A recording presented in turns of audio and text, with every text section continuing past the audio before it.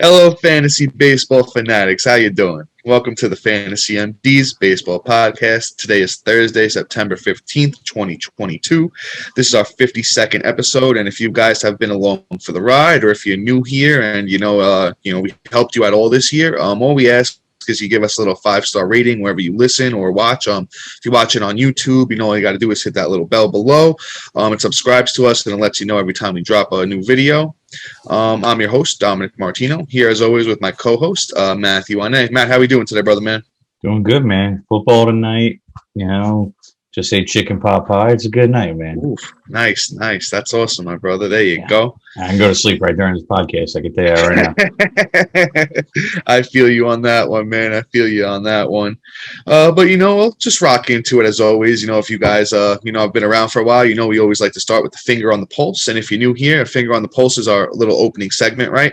And we got a good one here today, a little talk for next year, because we're kind of, this year's coming to a little bit of a close and there's not too much big news going on. So we figured we'd give you a little preview. So the other day, Julio Rodriguez was the fastest player ever to reach 25 homers and 25 steals in MLB history. He did it in 125 games. He beat Mike Trout's record of 128 games.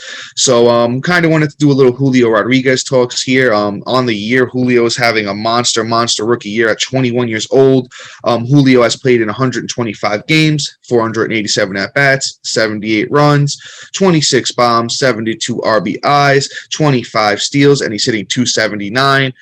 So the future looks very bright for the 21-year-old Julio Rodriguez. What I kind of wanted to do here is Matt and I will go back and forth and kind of see where we think he should go next year. And I have right in front of me I have the rankings going into this year. Actually I have the rankings /ADP here. So actually let's do it by ADP so we can see where everyone was drafting these guys coming into the year. So let's go with the top 12 because 12-man league is about the average size these days. So we got Trey Turner was going number 1. Vladimir Guerrero Jr. was going number 2.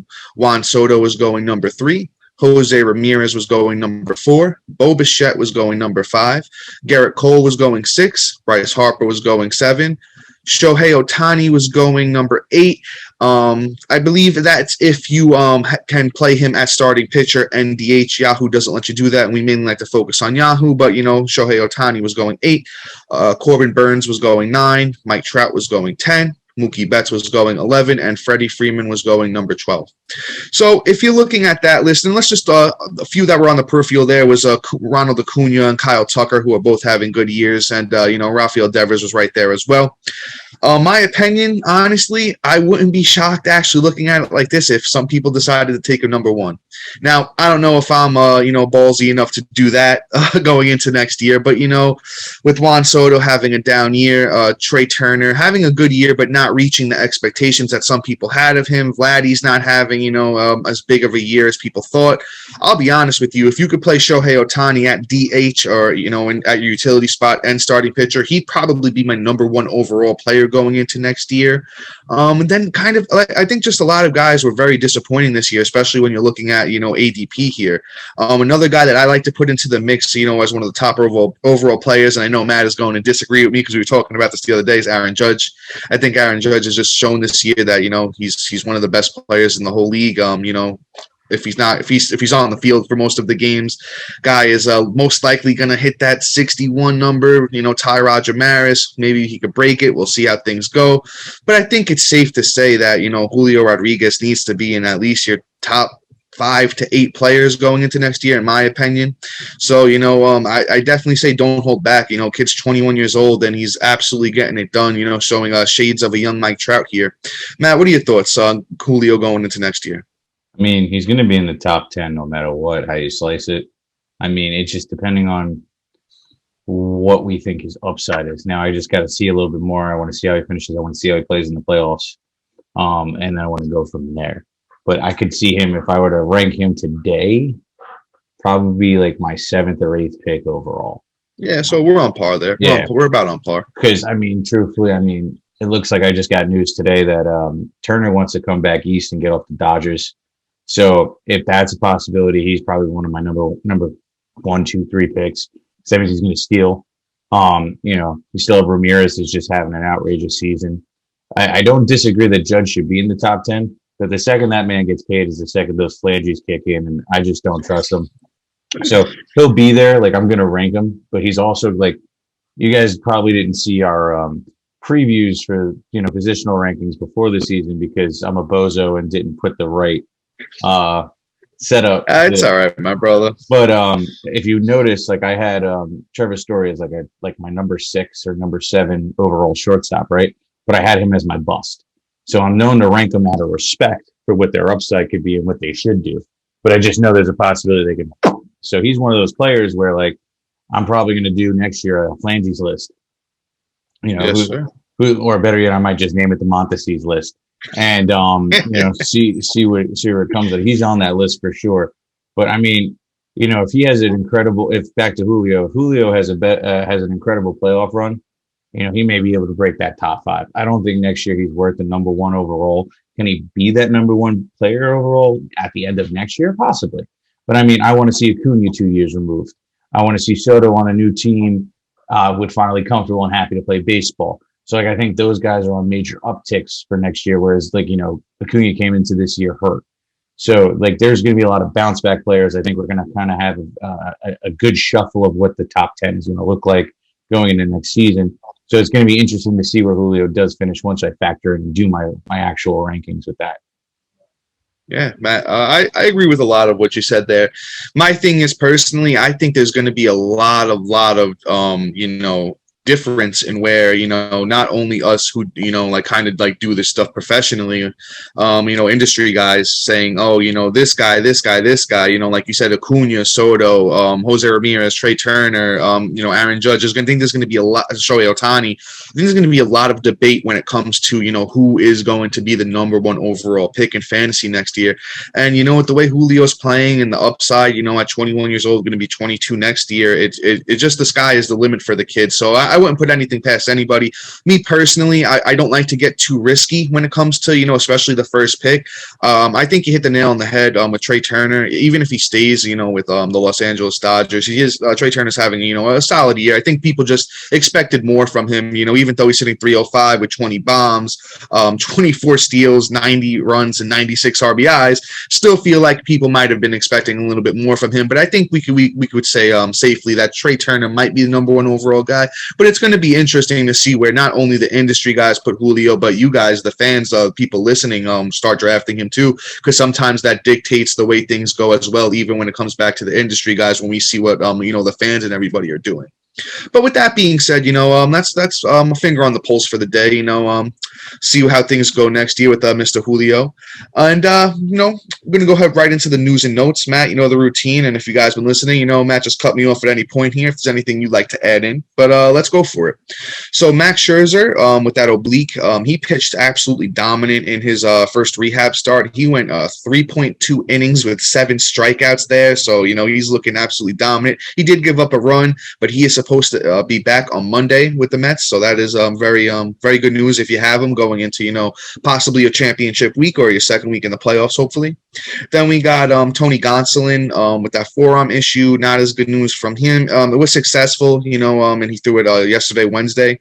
But Dave Roberts came out and was quoted saying that Tony Gonsolin will be back to help the team at some capacity this year. I mean, so yeah, exactly. Matt took the words out of my mouth. That's exact. When I heard that, that's the first thing I thought. So if you were banking on Tony G to come out there and help you in this playoff run, it doesn't look like it's going to happen. But stay tuned. We got a few starting pitchers here that can help you down the stretch. They might not be, permanent fixtures for the next couple of weeks, but guys that could definitely help you towards the end of this week and the beginning of next week.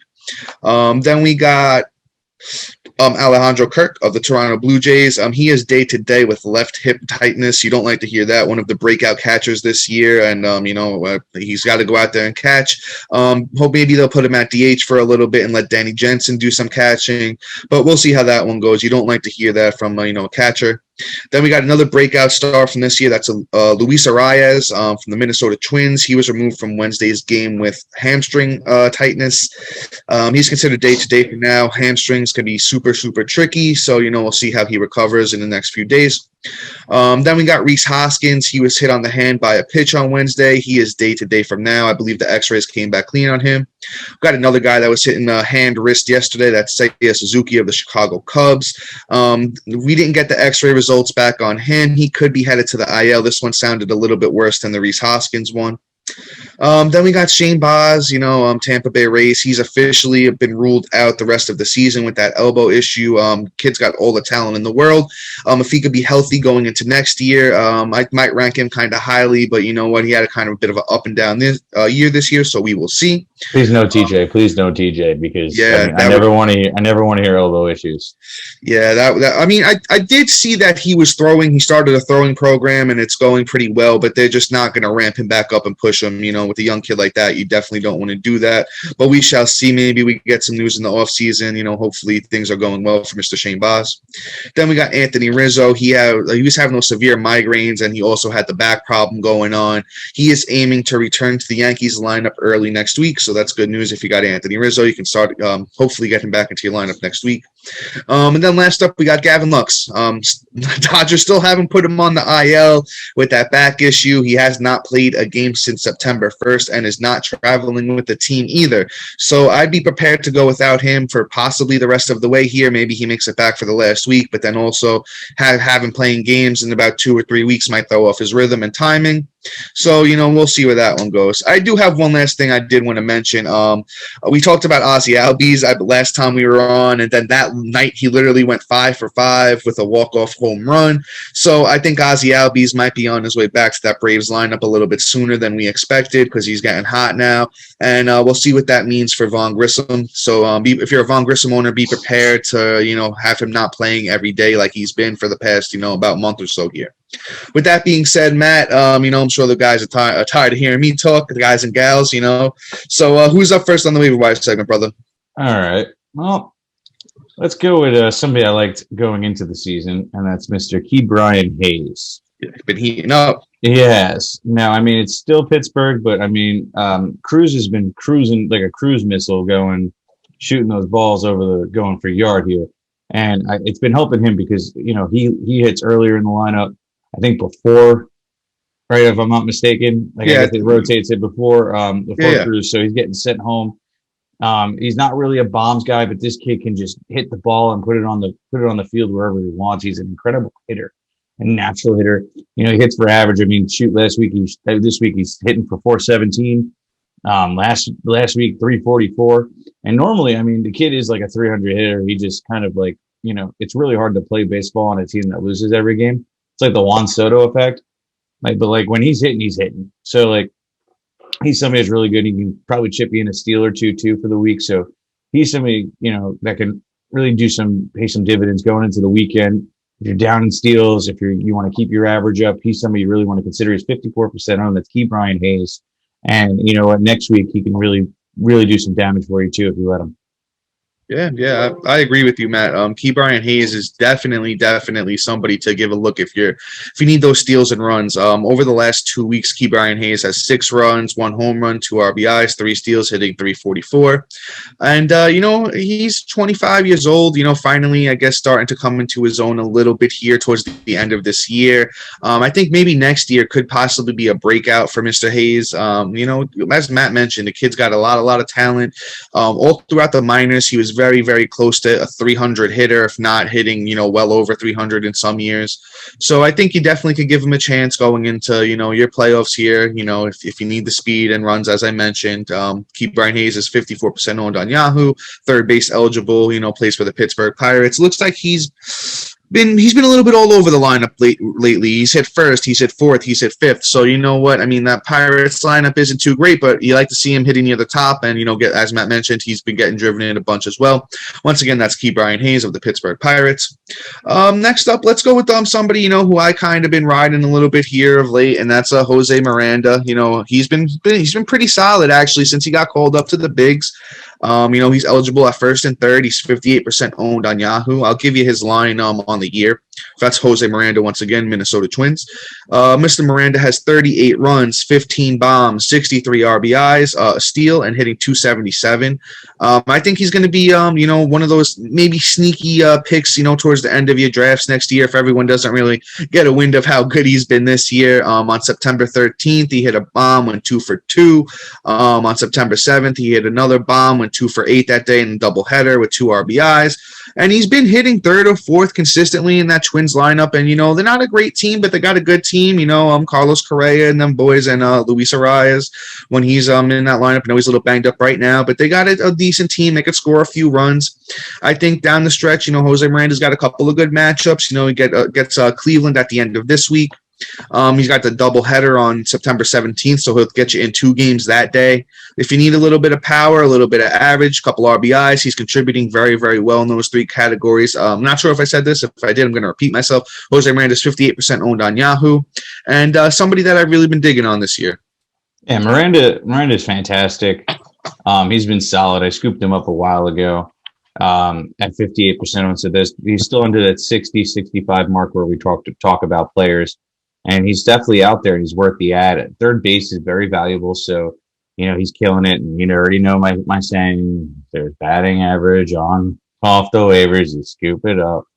And he's contributing in 4 categories. So it's definitely worth a shot here, especially going into the championship week, going into that weekend of trying to get to the championship.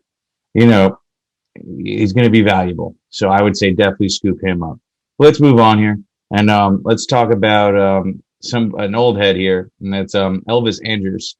You haven't heard that name in a little bit, but he has been showing some. He's been hot. He's been hot. He's been showing a little flair. He's been popping up, and this last week has been great. 6 runs, 2 bombs, 7 ribbies, 2 steals, batting 400.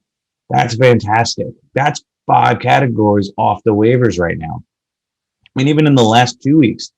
11 runs, 4 bombs, 14 ribbies, 2 steals, batting 364, right? That's a solid 2 weeks. So that's saying that, it's not just like a 1 week wonder. This could go on for a month. You know how baseball is. It's one of those things where guys get streaky, and right now he's on a streak, and I say ride that wave, and maybe he can bring you home something. There's been injuries, with Rizzo going down and with Chris Bryant going down. You got holes to fill here, and he could definitely fill it. It'd be a nice flex spot start right there for the next week or so. Yeah, I'm kind of kicking myself for not picking up Elvis Andrus going into this week. 46% owned too, by the way. I had to throw that out there. Yeah, I was looking at Elvis, and I saw how hot he was, and I was like, should I snag him? Should I not? I know he's getting a little bit older, so I kind of held off and went in a different direction. And the guy just keeps staying hot with another home run today. Elvis Andrus has been hitting first every day for looks like the past month or so here for that Chicago White Sox team. He's kind of been the catalyst for them. The team's been playing a little bit better, and I think he's a big part of that. He contributes in all 5 categories of recently. On the year, Elvis Andrus has 56 runs, 13 bombs, 50 RBIs, 10 steals, batting 254. But that average has been on a climb, as Matt mentioned, hitting about 400 over the past 2 weeks.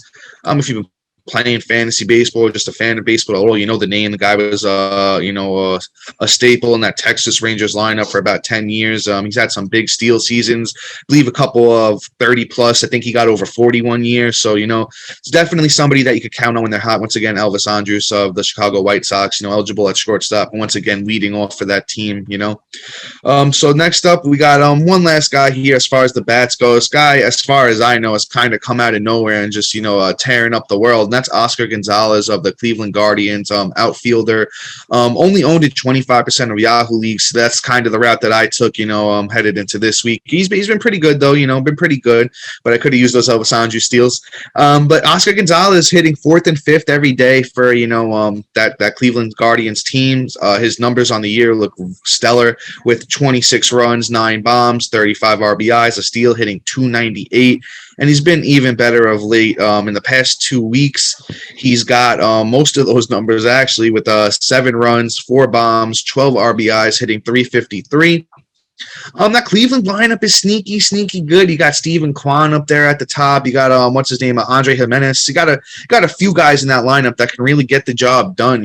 So having him hit fourth or fifth is definitely a good spot to be into driving those runs. He's only 24 years old. He's had a pretty solid minor league career. Actually, now that I'm looking at it, he's hit 290 plus almost every year down there in the minors. In 2021, he had a 31 bomb season with 83 RBIs. Potentially another guy going into next year that, could be a sneaky pick at the end of your draft. 24-year-old Oscar Gonzalez of the Cleveland Guardians. You go out there and snag him. I think 25% owned for a guy like this is very, very low. Very, very low. Yeah, I mean, Oscar's a solid bet. He's having a solid season since he's been up in the bigs with 272 at-bats, which is really fantastic. Batting 298 on the year. 26 runs, 9 bombs, 35 ribbies, a stolen base, right? That's solid production, and he's doing it constantly, right? Over the last month, 10, 6, 16, 1, 296. There's 2 weeks, 7, 4, 12, 353. He's doing it, right? He's somebody that can help you give that push. I mean, we're hurt, but it's all about manufacturing wins, right? You're in this spot. Don't be like, oh my God, my best players are down. This is the time to nut up. Make the moves. Make the pickups and get her done. Manufacturing that win is how you win a championship. You don't win it at the draft. You win it during the season and off the waiver wires, and this is how you do it. He's somebody that can really do it. He's a big boy to add. Honestly, he's like my 1A, 1B kind of pickup this week for me because he's really throwing the whole kit and caboodle and everything with the kitchen sink at baseball right now, and I'm really digging it. And that lineup at the Cleveland Indians are nothing to snuff at. So he's going to have the ribbies there for you, and you can really make that push for that ship. You know what I'm saying? So yeah, let's move on. Fully agree with you, brother. Fully agree with you. Yeah, let's move on to the alms. Now we're going to talk about somebody me and Dom and I both love.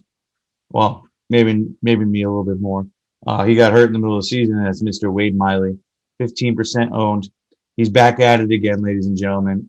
We said like 2-3 months ago, you need to pick this kid up. Well, he's kind of a grown man. He's my age, but he's a really good kid. He's getting old. I was going to say. Yeah, he's a good pitcher, man. I mean, last 2 starts against San Francisco and Cincinnati, 5 Ks, 1.80 ERA against San Fran, which is a great start out. And his first time back against Cincy, is 6 and 4.5 ERA. 4.5 is not great, but it's not terrible. It's not killing you. He is fantastic. I mean, in 28 innings total for the season, he has a sub 3. So the potential's there. He plays Colorado on Friday, so he is a good pickup, and it's at home in Chicago, not in Colorado. So that is a good matchup. No Chris Bryant in that lineup, and the rest of the lineup is pretty putrid. So that's a W right there, and that's going to be a lot of strikeouts. I mean, he is a strikeout machine if he lets him rip. So it's a great pickup for going into this weekend, and I strongly feel that he's gonna produce for you. Yeah, man, I fully agree with you on Wade Miley. I've definitely had him a bunch of years in fantasy where, he's been useful, but, up and down career for the guy. But, hey, he's been hot since he's come back off the IL. Wade Miley's only 15% owned on Yahoo. So, as Matt mentioned, that matchup against the Rockies is looking very, very nice coming up for, this weekend. And his numbers on the year are great. 28 innings, 1 win, 23 Ks, 2.89 ERA, and a 1.14 whip for Wade Miley. So, once again, go out there and snag him. Then next up we got somebody that Matt and I think have been touting literally all year, somebody that I drafted in I think all of my leagues, and that's Jesus Luzardo. He's still only 59% owned, so that's why he sneaks his way into this segment. On the year, Luzardo's just killing it. Absolutely monstrous year for the kid. 75 innings, 3 wins, 85 Ks, 3.81 ERA, and a 1.10 whip. And he gets a nice little juicy matchup. If you're listening to this, might be a little bit late, but if you get those daily pickups that go in accordance with that lineup on the day you pick them up, he's got the Washington Nationals on September 16th, which is Friday. So if you could sneak him in there and pick him up, he's a very, very good pickup. I'm not sure. Let me see if I can see who the matchup is after that. Bear with me, folks, as I pull it up here. Let's hope it's a good one. Yeah, he gets the Cubs. So he gets the Cubs on, I believe it's Tuesday. So that's a great matchup. After that, looks like he might get the Mets though again, and they hit him pretty hard his last time out. So I might do a pick up and drop there, if he's available. So if you can get him for the Nationals and Cubs, that's very, very, very good. And the kid's been absolutely dominant, just showing us what we've all expected since that rookie year. Once again, Jesus Luzardo at 24 years old is going to be somebody that I'm very, very high on going into next year. Miami's a great park to pitch in. Hopefully they put a little bit better of a team around him. And, that might help things a little bit better over there. Hopefully Chisholm is healthy next year and those phalanges don't go in. He's going to be on that. He's going to be on the Fingers crossed next year. So continue. Yeah. Who's up next, my brother? Who do you want to talk about next? It was my turn to talk about Luzardo. Yeah, if you want to rant about Jesus a little bit, but I figured, we've kind of been ranting about the kid all year, so yeah, there's not much more to say. Let's move on here. Let's talk about my boy here, Adrian. Not Adrian. I'm reading the wrong dude. You can have him. Rich Hill here. Sorry, guys. I got thrown for a loop here. But Mr. Rich Hill, he's been up and down this year, but I mean, his last outing was fantastic. Reliable. His neck, it was fantastic against Baltimore. He got the W's, 7 Ks, and 5 innings with no earned runs and 1 whip. And he's going up against Kansas City, which isn't the best matchup, but isn't the worst matchup either. If you really look at it, I mean, Bobby Witt's really one of the only players really producing. Yeah, they've been kind of treading water of late. Yeah, like they started off hopping. The team is just kind of taking a dump. So it's really just Bobby over there. So he's only got one player to get through. I think it's going to be a great matchup, Mr. Rich Hill, with only 12% owned. I mean, it's definitely worth the flyer. I can't look that far ahead on who he's pitching against next year, but he may have next week. So he may have a value for next week for the hold because he's pitching against them on the 17th, which is Saturday. Yeah. As for his matchup after that, it looks like he gets the Yankees in Yankee Stadium, and the Yankees have been kind of up and down of late. But you never want to face Aaron Judge and them boys in the stadium. If it was away, maybe. But that matchup against Kansas City is looking kind of good, as Matt was saying. They really only got Bobby Witt Jr. left in that lineup, And I mean, Vinny P's back, but I don't think he's been doing too much since he got back. So if Rich Hill can, go out there and do his thing, as Matt mentioned, he had a good one in his last time out.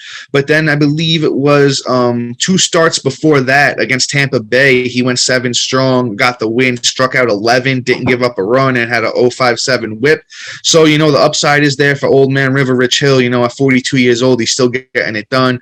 The numbers on the year aren't as sexy as you might be used to at Rich Hill, but you know what? You could definitely go out there and stream him for at least, his next outing. Then next up, this guy isn't pitching again till next week, but, this is for anyone who's, kind of finishing this week strong or, has a bye and is headed into next week. Adrian Sampson has a good start on Monday. He's going to face the Miami Marlins, and Adrian Sampson has been good of late. Once again, he plays for the Chicago Cubs, and he's only 4% owned. So this is one you can go out there and you can pick up in every league. And guess what? He gets the Pittsburgh Pirates on the 24th as well. So that's two very good matchups coming up here for Adrian Sampson. I would totally go out there and snag him. His last 2 outings, he's given up a combined 1 run over 12 innings with a very stellar whip over that time, too. It's under 1. It's about an 0.9 whip. I would totally go out there and pick this guy up. Probably not the number 1 guy, but I would put him right behind Jesus Luzardo and definitely the number 1 pitcher, waiver wire pitcher going into next week.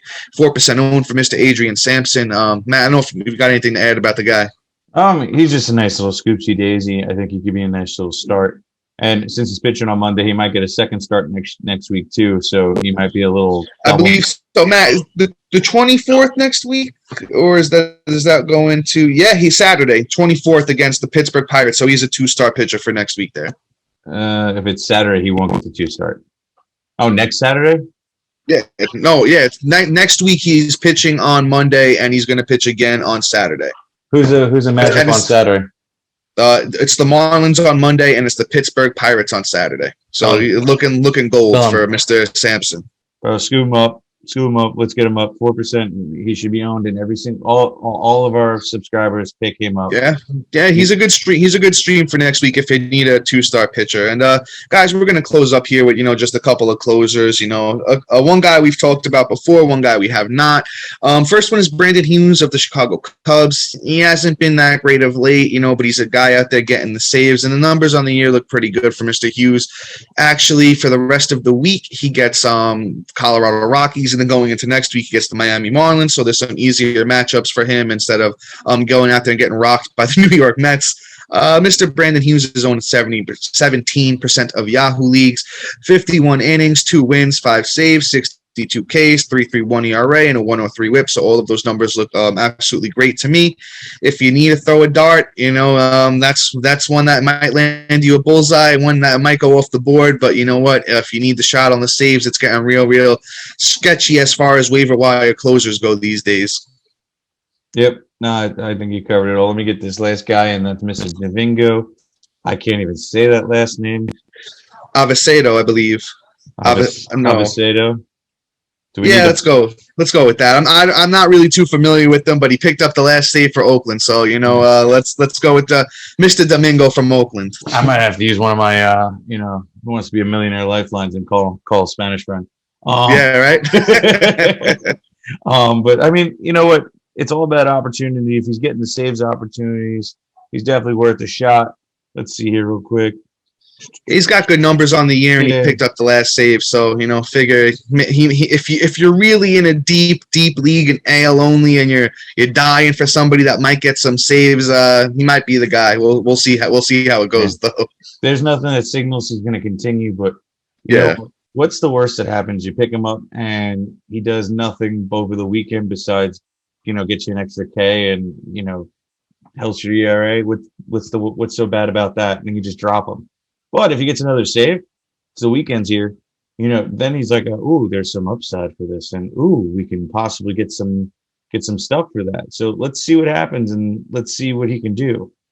So, just guys, once again, Mr. Domingo here from Oakland is more of a 15-teamer or an AL only type of league, and as Matt said, worst case scenario, he goes out there and he probably doesn't kill you in ERA or WHIP. As he has a 3.50 ERA and an 0.99 WHIP on the year. He does have 3 wins, so it kind of shows you that Oakland is willing to put him out there at the end of games too. So, we'll see how that one goes. But guys, that's going to be all for, from us from this week. We will catch you next week. Good luck in all of your matchups. We wish you all fantasy gold and championships, the rest of the way. We will be here to guide you, though, and give you some more waiver wire pickups and news and notes and everything that we normally do here at the Fantasy MDs. We thank you all for your support so far, and until next time, see you. Get them MD championships.